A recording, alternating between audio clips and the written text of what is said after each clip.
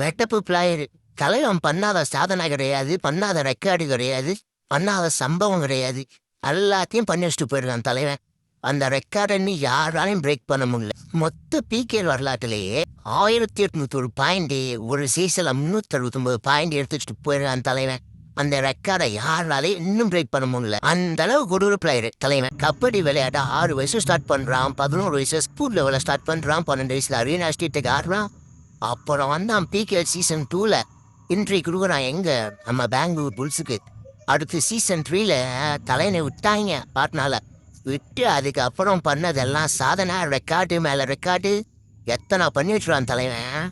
ஹேட்ரைக்கை பிடிச்சிடறான் PKL. அது மட்டும் இல்லாம ஒரு வேர்ல்டு கப்பு, ஒரு ஏஷியா கப்பு எடுத்து வச்சிருக்கான் தலைவன் பேர்ல. இந்த அளவுக்கு ரானா குட்டுரமான பிளேயர் தலைவன். அவனோட ஸ்கில் இருக்கு பாருங்க, டுக்கின்னு பிகேஎல்ல கொண்டு வந்துட்டே தலைவன். அடுத்து வேற எந்த வெட்டப்பு பிளேயர் போடலான்னு சொல்லுங்க.